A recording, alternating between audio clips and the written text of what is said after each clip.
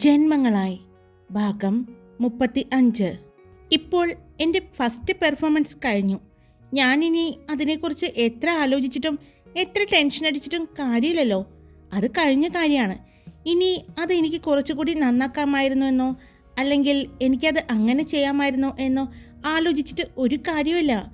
ഇനി നടക്കാൻ പോകുന്ന പെർഫോമൻസ്, അതിന് എന്തൊക്കെ ചെയ്യാൻ പറ്റും, എങ്ങനെയൊക്കെ മാറ്റങ്ങൾ വരുത്താൻ പറ്റും, എന്തെല്ലാം ചെയ്താൽ ഭംഗിയാകും എന്നല്ലേ നമ്മൾ ചിന്തിക്കേണ്ടത്.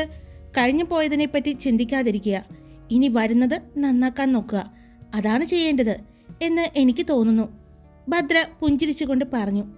നീ പറഞ്ഞത് ശരിയാണ്, പക്ഷേ അങ്ങനെയൊക്കെ എത്ര ചിന്തിക്കാൻ നോക്കിയിട്ടും എനിക്ക് പറ്റുന്നില്ല, ദിവ്യ പറഞ്ഞു. അത് ശരിയാണ്, ഇവളെ ചെറുതിലെ മുതൽ അവളുടെ അച്ഛനും അമ്മയും പറഞ്ഞു കൊടുത്തിരിക്കുന്ന ശീലമാണത്. അതൊരിക്കലും അവളുടെ മനസ്സിൽ നിന്ന് പോകില്ല. അതുകൊണ്ട് അത് അവൾക്ക് മാത്രമേ പറ്റൂ, ജിഷ പറഞ്ഞു. അപ്പോഴാണ് വിനീഷ് അവർ ഇരിക്കുന്നതിൻ്റെ അടുത്തേക്ക് വന്നത്. അവൾക്ക് നേരെ കൈ നീട്ടിക്കൊണ്ട് നന്നായിരുന്നു, നന്നായി തന്നെ താൻ ചെയ്തു, കൺഗ്രാറ്റ്സ് അവൻ പറഞ്ഞു. തീരെ നിവർത്തിയില്ലാത്തതുകൊണ്ട് ഭദ്ര അവന് നേരെ കൈനീട്ടി. പെട്ടെന്ന് തന്നെ കൈയെടുക്കുകയും ചെയ്തു. അവിടെ സ്കോർ അനൗൺസ് ചെയ്യാറായി. എന്താണ് ഇവിടെ ഇരിക്കുന്നത്, പോകുന്നില്ലേ, അവൻ ചോദിച്ചു. എന്തിന്, ഇവിടെ ഇരുന്നാലും കേൾക്കാമല്ലോ, ജിഷയാണ് പറഞ്ഞത്. ഓക്കെ എന്ന് പറഞ്ഞ് വിനീഷ് ഒന്നുകൂടി ഭദ്രയെ നോക്കിക്കൊണ്ടാണ് പോയത്. ഇവൻ എന്താടി നിന്റെ പുറകെ തന്നെ നടക്കുന്നത്, അശ്വജിത്താണ് ചോദിച്ചത്. അറിയില്ല, വന്നപ്പോൾ മുതൽ പമ്മി നടക്കുന്നുണ്ട്, എന്തോ ഒരു കാര്യമുള്ളതുപോലെ തോന്നുന്നു, ഷാരോൺ പറഞ്ഞു. അപ്പോഴേക്കും അന്നത്തെ ഓരോ വിഭാഗത്തിലെയും സ്കോറുകൾ അനൗൺസ് ചെയ്യാൻ തുടങ്ങി. എല്ലാവരും ടെൻഷൻ അടിച്ച് നിന്നപ്പോൾ ഭദ്ര അവളുടെ കയ്യിലുണ്ടായിരുന്ന ലോലിപ്പോപ്പും ചപ്പിക്കൊണ്ടാണ് ഇരിക്കുന്നത്. അവളുടെ ഫോൺ റിങ് ചെയ്തത് കണ്ടതും അവൾ ഫോൺ എടുത്തു. ആ കോള് അവൾ പ്രതീക്ഷിച്ചിരുന്നു. മറുതലയ്ക്കിൽ സിദ്ധാർത്ഥായിരുന്നു. ടെൻഷനുണ്ട് സൂര്യ, അവൻ ചോദിച്ചു. ഇല്ല, അതെനിക്ക് മനസ്സിലായി, അതുകൊണ്ടാണല്ലോ ആ ലോലിപ്പോപ്പും ചപ്പിക്കൊണ്ടിരിക്കുന്നത്. കണ്ടപ്പോൾ തന്നെ നിനക്ക് യാതൊരു ടെൻഷനില്ല എന്ന് എനിക്ക് മനസ്സിലായിരുന്നു. പക്ഷേ നിന്റെ അടുത്തിരിക്കുന്നവരെ നോക്കിയേ, ഇപ്പോൾ ടെൻഷൻ അടിച്ച് എല്ലാവരും ബോധം കെട്ട് വീഴുന്ന അവസ്ഥയിലാണ്. ഇങ്ങനെ യാതൊരു ടെൻഷനും ഇല്ലാതെ ഇരിക്കാൻ ഇത് എങ്ങനെ സാധിക്കുന്നു പെണ്ണെ നിനക്ക്, അവൻ ചോദിച്ചു. അത് എനിക്ക് എന്നിലൊരു വിശ്വാസമുണ്ട് ഇപ്പോൾ. അതിനേക്കാൾ കൂടുതൽ എനിക്ക് സിദ്ധാർത്ഥ മേനോനിൽ വിശ്വാസമുണ്ട്. കാരണം ഞാനിതിൽ ജയിച്ചാൽ മാത്രമേ എനിക്ക് സിദ്ധുവേട്ടൻ്റെ ഒപ്പം UK വരാൻ പറ്റൂ. അതുകൊണ്ട് ഞാൻ എൻ്റെ മാക്സിമം ചെയ്തിട്ടുണ്ട്. ബാക്കിയെല്ലാം ദൈവത്തിൻ്റെ കയ്യിലല്ലേ, അവൾ പറഞ്ഞു. ആ പിന്നെ ഞാനൊരു കാര്യം പറയാൻ മറന്നു. എനിക്ക് വേണ്ടി സിദ്ധുവേട്ടൻ ഒരു കാര്യം ചെയ്യരുത്, എന്നെ ജയിപ്പിക്കാനായിട്ട് നോക്കരുത്, കേട്ടല്ലോ, അവൾ പറഞ്ഞു. എനിക്ക് എൻ്റെ കഴിവിൽ വിശ്വാസമുണ്ട്, അതുകൊണ്ടാണ്. എന്നെ വിശ്വാസമല്ലേ സിദ്ധുവേട്ടന്, അവൾ ചോദിച്ചു. ഉണ്ട്, അപ്പോൾ ധൈര്യമായിട്ടിരിക്കുക, അവൾ പറഞ്ഞു. അതുപോട്ടെ, ഇപ്പോൾ എവിടെയുണ്ട് സാറ്, അവൾ ചോദിച്ചു. ഞാൻ കോളേജിലുണ്ട്, എൻ്റെ ഓഫീസ് റൂമിലുണ്ട്. ഇപ്പോൾ വന്നതേയുള്ളൂ, റിസൾട്ട് അനൗൺസ് ചെയ്യാൻ പോവുകയാണെന്ന് അറിഞ്ഞു, വെയിറ്റ് ചെയ്യുകയാണ്, അവൻ പറഞ്ഞു. അപ്പോഴാണ് അവിടെ നിന്നും ഓരോരുത്തരുടെയും പേര് റിസൾട്ട് അനൗൺസ് ചെയ്യുന്നത് കേൾക്കുന്നത്. അശ്വജിത്തും അഭിജിത്തും ദിവ്യയും ഇപ്പോൾ ബോധം കെട്ട് വീഴും എന്നുള്ള പോലെ നിൽക്കുമ്പോൾ ഭദ്ര കൂളായിട്ടാണ് നിൽക്കുന്നത്. അശ്വജിത്തും അഭിജിത്തും ഇന്ന് ഒരുമിച്ച് പെർഫോം ചെയ്തത്, അതുകൊണ്ട് തന്നെ അവരുടെ മാർക്ക് 82 എന്ന് പറയുന്നത് കേട്ടതും അവർ സന്തോഷം കൊണ്ട് തുള്ളിച്ചാടി. അപ്പോഴും ദിവ്യ വിറച്ചു നിൽക്കുന്നുണ്ടായിരുന്നു. അവളുടെ മാർക്ക് 84 മാർക്കാണ് എന്ന് പറഞ്ഞതും അവളും സന്തോഷം കൊണ്ട് തുള്ളിച്ചാടി. ഭദ്രയുടെ സന്തോഷവും അവൾ അവരെ ചേർത്ത് പിടിച്ചുകൊണ്ട് പങ്കിട്ടുകൊണ്ടിരുന്നു. എല്ലാവരുടെയും പറഞ്ഞിട്ടും ഭദ്രയുടെ പറയുന്നില്ല എന്ന് കണ്ട് എല്ലാവരും അവളെ നോക്കി. പക്ഷേ അവൾ ഇപ്പോഴും കൂളായിട്ട് തന്നെയാണ് ഇരിക്കുന്നത്. സൂര്യഭദ്ര സജീവ്, ഗന്ധർവ മഹാവിദ്യാലയം, ന്യൂഡൽഹി, 93 പോയിന്റ്. അത് കേട്ടതും എല്ലാവരും അവളെ വന്ന് കെട്ടിപ്പിടിച്ചു. എന്നാൽ സിദ്ധാർത്ഥ് സന്തോഷം കൊണ്ട് തുള്ളിച്ചാടാൻ തോന്നി. അത്രയും ടെൻഷൻ ഉണ്ടായിരുന്നു. കാര്യം അവളുടെ പെർഫോമൻസ് അവന് ഇഷ്ടപ്പെട്ടിരുന്നു എങ്കിലും ഇത്ര അധികം കോളേജുകളിൽ നിന്നും ഉള്ള വിദ്യാർത്ഥികൾ ഈ പ്രോഗ്രാമിൽ പങ്കെടുക്കാൻ എത്തിയിട്ടുണ്ടെന്ന് അവനറിയാം. എല്ലാവരും ഒരുപാട് കഴിവുള്ളവരാണെന്നും അറിയാവുന്നത് കൊണ്ട് തന്നെ നല്ല ടെൻഷനുണ്ടായിരുന്നു. ആദ്യ ദിവസത്തെ മത്സരത്തിൽ തന്നെ ഏറ്റവും ഉയർന്ന മാർക്ക് വാങ്ങി അവളാണ് അന്ന് വിന്നറായത്. ഓരോ ദിവസങ്ങളിലും ഏറ്റവും കൂടുതൽ മാർക്ക് വാങ്ങുന്ന വിദ്യാർത്ഥിക്ക് ഒരു ട്രോഫി കൊടുക്കുന്നുണ്ട്. അത് അന്നത്തെ ദിവസം അവൾക്കാണ് കിട്ടിയത്.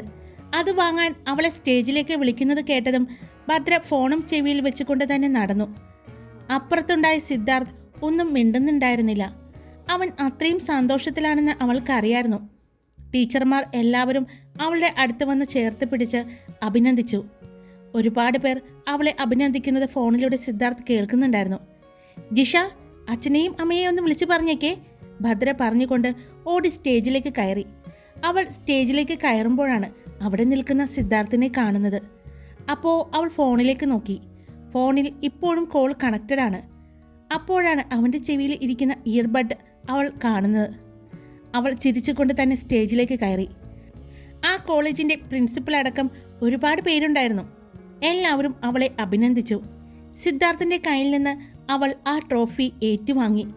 ഒരുപാട് സന്തോഷത്തോടെ അവനും അവൻ്റെ പെണ്ണിന് ആ ട്രോഫി നൽകി. ജിഷ അതെല്ലാം വീഡിയോ കോളിൽ അവളുടെ അച്ഛനെയും അമ്മയെയും കാണിച്ചു കൊടുക്കുന്നുണ്ടായിരുന്നു. എല്ലാവരും ഒരുപാട് സന്തോഷത്തിലായിരുന്നു. അവിടെ നിന്നും അവൾ ഇറങ്ങിപ്പോകാൻ പോയതും സൂര്യ, എപ്പോൾ എനിക്ക് കാണാൻ പറ്റുന്നത്? അവൻ ചോദിച്ചു. അയ്യോ, ഇന്ന് പറ്റില്ല, സഞ്ജുവേട്ടൻ പുറത്ത് വന്ന് നിൽക്കുന്നുണ്ട്, എനിക്ക് പോകണം, അവൾ പറഞ്ഞു. ശരി, പൊയ്ക്കോ, പക്ഷേ വൈകിട്ട് ഇന്ന് ക്ഷേത്രത്തിൽ വരണം, ഞാനവിടെ കാത്തു നിൽക്കും, അവൻ പറഞ്ഞു. ശരി, ഞാൻ വരാം, എന്നാൽ ഞാൻ പൊക്കോട്ടെ, അവൾ ചോദിച്ചു. പൊയ്ക്കോ, അത്രയും പറഞ്ഞ് ഫോൺ കട്ട് ചെയ്തു. പുറത്തേക്കിറങ്ങിയ അവളെ സഞ്ജയ് വന്ന് കെട്ടിപ്പിടിച്ചു. അവളെ അഭിനന്ദിച്ചു. എന്നാൽ മുകളിലെ അവൻ്റെ റൂമിലിരുന്നു കൊണ്ട് ഭദ്ര പോകുന്നത് നോക്കി നിന്ന സിദ്ധാർത്ഥ് സഞ്ജയ് അവളെ ചേർത്ത് പിടിക്കുന്നത് കണ്ടു. സിദ്ധാർത്ഥിന് അല്പം ദേഷ്യം തോന്നി. കാര്യം അവളുടെ ഏട്ടനെ പോലെയാണ് എന്നെല്ലാം അവനറിയാം.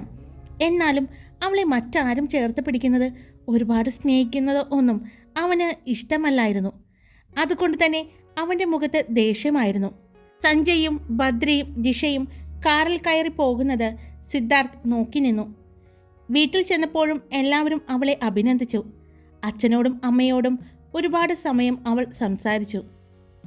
വൈകുന്നേരം ആയപ്പോഴേക്കും അമ്പലത്തിൽ പോകണമെന്ന് അവൾ ജിഷയോട് പറഞ്ഞു. സഞ്ജയ് അത് കേട്ടുകൊണ്ട് വന്നതും ഞാനും വരാം എന്ന് പറഞ്ഞു. അത് കേട്ടതും ഭദ്ര ജിഷയെ ഒന്ന് നോക്കി. ജിഷയ്ക്ക് കാര്യം മനസ്സിലായി, സഞ്ജയ് കൂടെയുള്ളതാണെന്ന്. അവൾ ഭദ്രയെ കണ്ണടച്ച് കാണിച്ചു. എന്നാ വേഗം ചെന്ന് റെഡിയായിട്ട് വാ, സഞ്ജയ് പറഞ്ഞു.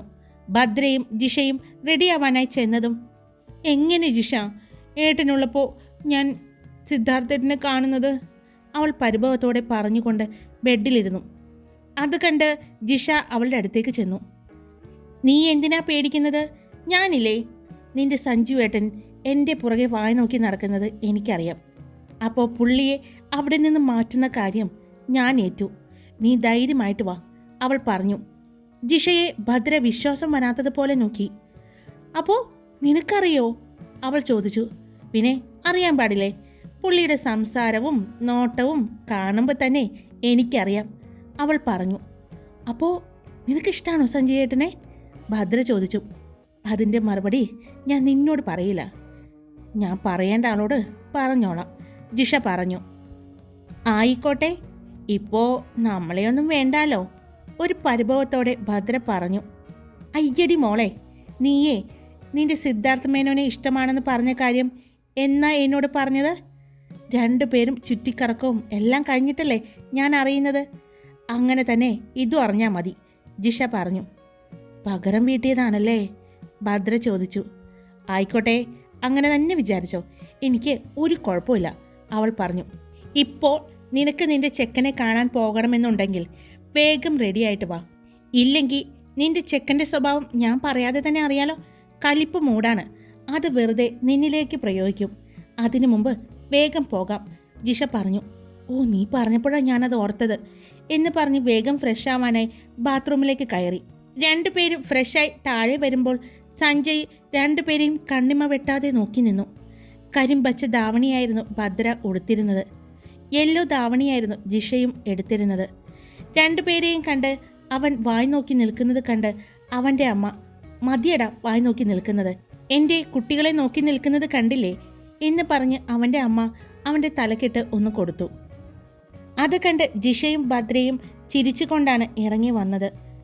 ഇവളുമാരുടെ പുറകിൽ ഞാൻ പോയാൽ കണ്ട ആമ്പിള്ളേരുടെ കയ്യിൽ നിന്ന് അടി മേടിക്കുമെന്ന് എനിക്ക് തോന്നുന്നത്, സഞ്ജയ് പറഞ്ഞു. അതെന്താ നീ അങ്ങനെ പറഞ്ഞത്? അല്ല, ഇവളുമാരെ ആരെങ്കിലും കണ്ട എന്തെങ്കിലും കമൻറ്റ് പറയും. അത് പറഞ്ഞു കഴിഞ്ഞാൽ ഉറപ്പായിട്ടും ഇവളുമാർ പ്രതികരിക്കും. അപ്പോൾ സ്വാഭാവികമായിട്ടും അടി കിട്ടുന്നത് ഇവളുമാരുടെ കൂടെ നടക്കുന്ന എനിക്കല്ലേ? സഞ്ജയ് പറഞ്ഞു. നീ ഒന്നും ചെയ്യാൻ നിൽക്കണ്ട, കുട്ടികളുടെ പുറകെ പോയാൽ മതി, വേറെ ഒന്നും ചെയ്യണ്ട. നീ വാ തുറക്കാതെ ഇരുന്നാൽ തന്നെ നിനക്ക് അടി കിട്ടുന്നത് കുറയും, അവൻ്റെ അമ്മ പറഞ്ഞു. അത് കേട്ട് ഭദ്രയും ജിഷയും ചിരിച്ചു. അല്ല, ഏതമ്പലത്തിലേക്കാണ് പോകുന്നത്? സഞ്ജയ് ചോദിച്ചു. മോളെ, നമ്മുടെ ആ കൈലാസം തറവാടില്ലേ, അവരുടെ കുടുംബക്ഷേത്രത്തിലേക്ക് പോയിക്കോ. അവിടെ ഈ ഞായറാഴ്ച ആയില്യം പൂജയും അങ്ങനെ എന്തൊക്കെയോ പൂജകൾ നടക്കുന്നുണ്ട്. അതിൻ്റെ ഭാഗമായി ഈ ദിവസങ്ങളിലെല്ലാം വിശേഷാൽ പൂജ നടക്കുന്നുണ്ട്. അതുകൊണ്ട് ആ ക്ഷേത്രത്തിൽ പോയാൽ മതി, സഞ്ജയുടെ അമ്മ പറഞ്ഞു. അത് കേട്ട് ഭദ്രയും ജിഷയും പരസ്പരം നോക്കി. ഭദ്രയുടെ മുഖം തെളിഞ്ഞത് കണ്ടതും വൈദ്യം കൽപ്പിച്ചതും പാല്, രോഗി ഇച്ഛിച്ചതും പാല് എന്ന് പറയുന്ന പഴഞ്ചൊല്ല് ഇപ്പോഴാണ് അന്വർത്ഥമായത്. ജിഷ പതിയെ ഭദ്രയുടെ ചെവിയിൽ പറഞ്ഞു. അത് കേട്ട് ഭദ്രയ്ക്ക് ചിരി വന്നു. എന്താ രണ്ടും കൂടി ഒരു സ്വകാര്യം പറച്ചില്? എന്തെങ്കിലും പരിപാടി ഒപ്പിക്കുന്നുണ്ടോ? സഞ്ജയ് ചോദിച്ചു. ഉണ്ടല്ലോ, ഇവൾക്ക് ഒരാളെ കാണണമെന്ന് പറഞ്ഞു. അയാൾ അമ്പലത്തിൽ വരുമോ എന്ന് ചോദിച്ചതാണ്, ഭദ്ര ജിഷയെ കാണിച്ചുകൊണ്ട് സഞ്ജയോട് പറഞ്ഞു. അത് കേട്ട് സഞ്ജയുടെ മുഖം കറുത്തു. അവൻ മുഖം കൂർപ്പിച്ച് ജിഷയെ നോക്കി. ജിഷ ഒന്നും അറിയാത്തതുപോലെ നോക്കി. നിന്നെ സഹായിക്കാൻ വന്നിട്ട് എനിക്കിട്ട് തന്നെ പാര വയ്ക്കുന്നോടി, ജിഷ പതിയെ ഭദ്രയോട് ചോദിച്ചു. മതി സംസാരിച്ചത്, പോയിട്ട് വാ, ദീപാരാധന തുടങ്ങാൻ സമയമാകുന്നു, അപ്പച്ചി പറഞ്ഞു. എന്നാ പോയിട്ട് വരാവേ എന്ന് പറഞ്ഞ് 3 പേരും കൂടി അവിടെ നിന്നും ഇറങ്ങി. ഏട്ടാ, നമുക്ക് ആ കനാൽ ബണ്ടിന്മേൽ കൂടി പോയാലോ? ഭദ്ര ചോദിച്ചതും ആയിക്കോട്ടെ, അങ്ങനെ തന്നെ ആയിക്കോട്ടെ എന്ന് പറഞ്ഞ് അവർ 3 പേരും കൂടി നടന്നു. അങ്ങനെ അവർ 3 പേരും സംസാരിച്ചു കൊണ്ട് നടന്ന് അമ്പലത്തിന് പുറകിലുള്ള പാടത്തിൻ്റെ അടുത്തുള്ള കനാലിൻ്റെ അടുത്ത് വന്ന് നിന്നു. ഭദ്ര ഫോൺ കയ്യിലെടുത്തിട്ടുണ്ടായിരുന്നു. അവൾ ആ ഫോൺ എടുത്ത് സിദ്ധാർത്ഥിന് മെസ്സേജ് ടൈപ്പ് ചെയ്തു. മെസ്സേജ് അയച്ചതും അപ്പോൾ തന്നെ അത് സിദ്ധാർത്ഥ് കണ്ടെന്ന് അവൾക്ക് മനസ്സിലായി. ഞാൻ എവിടെയുണ്ട്, ഞാൻ കണ്ടു നിന്നെ, ഞാനിപ്പോൾ അങ്ങോട്ട് വരാം എന്ന് പറഞ്ഞ് സിദ്ധാർത്ഥിൻ്റെ മെസ്സേജും കണ്ടു. അമ്പലത്തിൽ അത്യാവശ്യം ആളുകളുണ്ടായിരുന്നു. പറഞ്ഞതുപോലെ അമ്പലത്തിൽ ആയില്യ പൂജയ്ക്ക് വേണ്ടിയുള്ള ഒരുക്കങ്ങളുടെ ഭാഗമായി എന്തൊക്കെയോ ജോലികൾ നടക്കുന്നുണ്ട്.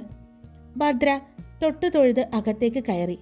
സഞ്ജുവേട്ടാ, നമുക്ക് പോയി വഴിപാടിനുള്ള ചീട്ടാക്കിയാലോ? ഞായറാഴ്ച നടക്കുന്ന പൂജയിൽ എന്തൊക്കെയോ വഴിപാടുകൾ നടത്തണമെന്ന് പറഞ്ഞിട്ടുണ്ടായിരുന്നു ആൻറ്റി.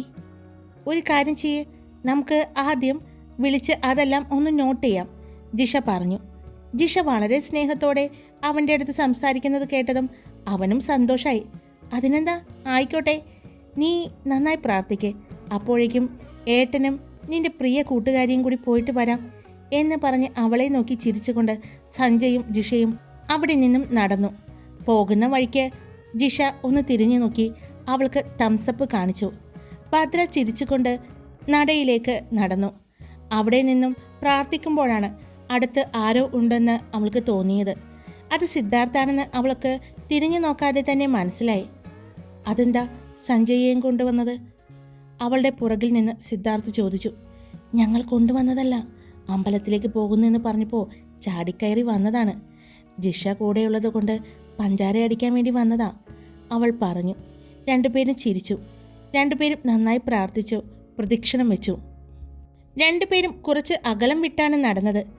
അതെ, ഇവിടെ നിന്ന് ഒരുപാട് സംസാരിക്കാൻ പറ്റില്ല, അതുകൊണ്ട് വാ എൻ്റെ കൂടെ എന്ന് പറഞ്ഞ് സിദ്ധാർത്ഥ് ആരുമില്ലാത്ത ഒരു ഭാഗം എത്തിയതും അവളുടെ കൈ പിടിച്ചുകൊണ്ട് അമ്പലത്തിൻ്റെ സൈഡിലുള്ള ഗേറ്റ് വഴി പുറത്തേക്ക് നടന്നു. അപ്പോഴേക്കും ഇരുട്ടായി തുടങ്ങിയിരുന്നു. അവൻ അവളെയും കൈ പിടിച്ചുകൊണ്ട് പാടത്തിൻ്റെ നടുക്കുള്ള ഒരു ഏറുമാടമുണ്ട്, അങ്ങോട്ടാണ് നടന്നത്. പാടവരമ്പത്തിലൂടെ അവളുടെ കൈയും പിടിച്ചുകൊണ്ട് പോകുമ്പോൾ അവളും ഒരുപാട് സന്തോഷത്തിലായിരുന്നു. കാരണം ഇത്രയും തിരക്കുള്ള സ്ഥലത്ത് നിന്ന് വന്നിട്ട് ഇത്രയും ശുദ്ധമായി ശ്വസിച്ച് നടക്കുന്നതിൽ അവൾക്ക് ഒരുപാട് സന്തോഷം തോന്നി. കൂടെ അവളുടെ സിദ്ധുവും കൂടിയുള്ളത് അവൾക്ക് ഒരുപാട് സന്തോഷം തോന്നിക്കുന്ന ഒരു കാര്യമായിരുന്നു. ഈ പാടത്ത് ഇപ്പോഴും കൊയ്ത്തുണ്ടല്ലേ? അവൾ ചോദിച്ചു. ഉണ്ട്. കൈലാസം തറവാട്ടിൽ ഇതുവരെ അരി പുറത്തുനിന്ന് വാങ്ങിയിട്ടില്ല. ഇതെല്ലാം മുത്തശ്ശിയുടെ ഓരോ ചിട്ടകളാണ്, മുത്തശ്ശിയുടെ നിർബന്ധമാണ് എന്ന് പറയുന്നതായിരിക്കും കൂടുതൽ ശരി. ബിസിനസ് കാര്യങ്ങളിൽ നിന്നെല്ലാം വിട്ടുനിൽക്കുന്ന മുത്തശ്ശി ഇപ്പോൾ ഇതാണ് കൂടുതൽ ശ്രദ്ധിക്കുന്നത് എന്ന് പറഞ്ഞുകൊണ്ട് സിദ്ധാർത്ഥ് അവളുടെ കൈയും പിടിച്ചുകൊണ്ട് ആ ഏറുമാടത്തിലേക്ക് കയറി. സിദ്ധുവേട്ടന് ഈ മുണ്ടും ഷർട്ടും എടുത്ത് കാണാനാ ഭംഗി, ഭദ്ര പറഞ്ഞു. സിദ്ധു തിരിഞ്ഞു നിന്ന് ഭദ്രയെ നോക്കിക്കൊണ്ട് പറഞ്ഞു, എൻ്റെ ഭദ്രയെയും ഈ വേഷത്തിൽ കാണാനാണ് എനിക്കും ഏറ്റവും കൂടുതൽ ഇഷ്ടം. അവനും പറഞ്ഞു. ശരിക്കും നാട്ടിലേക്കുള്ള വരവ് സിദ്ധുവേട്ടന് ഒരു വെക്കേഷൻ പോലെയാണല്ലേ? ഭദ്ര ചോദിച്ചു. ശരിക്കും പറഞ്ഞാൽ അതെ. തിരക്കുകളിൽ നിന്നെല്ലാം ഓടി ഒളിക്കാൻ ഇവിടെ വരണം എന്ന് ഞാൻ എപ്പോഴും വിചാരിക്കും. പക്ഷേ ഇവിടെയും ബിസിനസ് ഉണ്ടല്ലോ, അതിൻ്റെ പുറകെ ഓടി നടക്കുമ്പോൾ ഈ പ്രകൃതി ഭംഗിയോ വെക്കേഷനോ ആസ്വദിക്കാൻ എനിക്ക് സമയം കിട്ടാറില്ല, അവനും പറഞ്ഞു. ആ പാടവരമ്പത്തിലൂടെ നല്ല തണുത്ത കാറ്റ് വീശുന്നുണ്ടായിരുന്നു. സിദ്ധുവേട്ടാ, നല്ല തണുത്ത കാറ്റ് വീശുന്നുണ്ട്. മഴ പെയ്യാൻ പോവുകയാണ് എന്ന് തോന്നുന്നു. നമുക്ക് തിരിച്ചു പോയാലോ? അവൾ ചോദിച്ചു. ഇപ്പോൾ ഇങ്ങോട്ട് വന്നതല്ലേ ഉള്ളൂ, കുറച്ചു നേരം എനിക്ക് നിന്നോട് സംസാരിക്കണം, സിദ്ധാർത്ഥ് പറഞ്ഞു. എന്നാൽ അവിടെ സഞ്ജയും ജിഷയും അവളെ അന്വേഷിച്ച് നടക്കുമോ എന്നുള്ള ഒരു പേടിയുണ്ടായിരുന്നു അവൾക്ക്. പിന്നെ ജിഷ എല്ലാം കൈകാര്യം ചെയ്യും എന്ന് പറഞ്ഞതുകൊണ്ട് അതിൻ്റെ ചെറിയൊരു ധൈര്യവും അവൾക്കുണ്ടായിരുന്നു. രണ്ടുപേരും കുറച്ചു നേരം അവിടെ ഇരുന്നു. അവൻ പോക്കറ്റിൽ നിന്നും എന്തോ എടുക്കുന്നത് അവൾ കണ്ടു. അവൻ അവളുടെ മുഖത്തേക്ക് നോക്കി. ആ കൈയൊന്ന് നീട്ടിക്കേ, അവൻ പറഞ്ഞു. എന്തിനാ? നീട്ട്, അവൻ വീണ്ടും പറഞ്ഞതും അവൾ കൈ നീട്ടി കാണിച്ചു. അവൻ ആ പാക്കറ്റ് തുറന്നു. അതിൽ നിന്നും ഒരു റിങ് എടുത്തു അവളുടെ വിരലിലേക്ക് ഇട്ടുകൊടുത്തു. ഇന്നത്തെ പ്രോഗ്രാമിന് വിജയിച്ചതിന് എൻ്റെ വക ഒരു സമ്മാനം, അവൻ പറഞ്ഞു. അവൾ പുഞ്ചിരിച്ചുകൊണ്ട് അതിലേക്ക് നോക്കി. ഇതൊക്കെ എപ്പോഴാ വാങ്ങിയേ? അവൾ ചോദിച്ചു. അതിന് അവൻ ഒന്ന് പുഞ്ചിരിച്ചുകൊണ്ട്, നിനക്ക് വേണ്ടിയുള്ള ഒരുപാട് ഗിഫ്റ്റുകൾ എൻ്റെ കയ്യിൽ ഇപ്പോഴുണ്ട്. അതിൽ നിന്നും ഓരോന്നും നിനക്കായി സമ്മാനിക്കുന്നു എന്ന് മാത്രം. എല്ലാം കൂടി തന്നാൽ ചിലപ്പോൾ നിനക്ക് താങ്ങാൻ പറ്റിയില്ലെന്ന് വരും, അവൻ പറഞ്ഞു. അത്രയും അധികം സമ്മാനങ്ങളുണ്ടോ എനിക്ക്? അവൾ ചോദിച്ചു. അതിന് അവൻ ഒന്ന് പുഞ്ചിരിച്ചതേയുള്ളൂ. അവൾ ആ മോതിരത്തിലേക്ക് നോക്കി. അധികം വെട്ടമില്ലാത്തത് കൊണ്ട് അവൾക്ക് അത് മനസ്സിലാകുന്നുണ്ടായിരുന്നില്ല. പക്ഷേ ആ കല്ലുകൾക്ക് നല്ല തിളക്കം തോന്നിച്ചു. അവൾ അവൻ്റെ മുഖത്തേക്ക് നോക്കിയപ്പോൾ അവൻ അവളുടെ മുഖത്തേക്ക് തന്നെ നോക്കിയിരിക്കുകയായിരുന്നു. എനിക്ക് ഇതൊന്നും വേണ്ട, എപ്പോഴും ദേ ഇതുപോലെ എനിക്ക് കൂടെ ഇരുന്നാൽ മതി, അവൾ പറഞ്ഞുകൊണ്ട് അവൾ അവൻ്റെ അടുത്തേക്ക് ചേർന്നിരുന്നു കൊണ്ട് അവൻ്റെ തോളിലേക്ക് ചാഞ്ഞിരുന്നു. എനിക്ക് ഇതെല്ലാം വാങ്ങിത്തരാൻ നീയല്ലേ ഉള്ളൂ, അവൻ പറഞ്ഞുകൊണ്ട് അവളെ ചേർത്ത് പിടിച്ചു. അവൾ മുഖമുയർത്തി അവൻ്റെ മുഖത്തേക്ക് നോക്കി. രണ്ടുപേരുടെയും കണ്ണുകൾ തിളങ്ങി. ആ പാടത്ത് മറ്റൊരു വട്ടം ഉണ്ടായിരുന്നില്ലെങ്കിൽ കൂടി അവർക്ക് പരസ്പരം കാണാൻ പറ്റുന്നുണ്ടായിരുന്നു. പെട്ടെന്നാണ് ഇടി മുഴങ്ങിക്കൊണ്ട് മഴ പെയ്ത് ഇറങ്ങിയത്. അത് കേട്ടതും ഭദ്ര പേടിച്ച് അവനിലേക്ക് കുറച്ചുകൂടി ചേർന്നിരുന്നു. അവൾ ചേർന്നിരിക്കുമ്പോൾ അവൻ്റെ ശരീരത്തിൽ എന്തൊക്കെയോ മാറ്റങ്ങൾ വരുന്നത് പോലെ അവൻ അനുഭവപ്പെടാൻ തുടങ്ങി. ആർത്തലച്ച് ആ മഴ പെയ്തു തുടങ്ങി. ആ ഏറുമാടത്തിൽ ഇരുന്നത് കൊണ്ട് അവർ മഴ നനയുന്നുണ്ടായിരുന്നില്ല. എങ്കിലും കാറ്റടിച്ച് രണ്ടുപേരുടെയും ദേഹത്ത് വെള്ളം വീഴുന്നുണ്ടായിരുന്നു.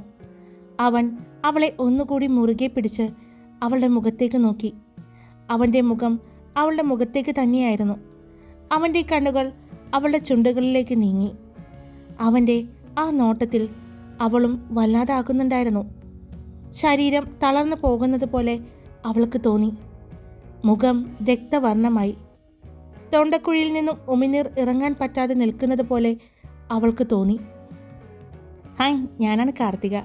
ഇത് ഇവിടെ വെച്ചിപ്പോൾ നിർത്താണ്, കാരണം ഇനിയും പറഞ്ഞു പോയാൽ ലെങ്ത്ത് ഒത്തിരി കൂടും.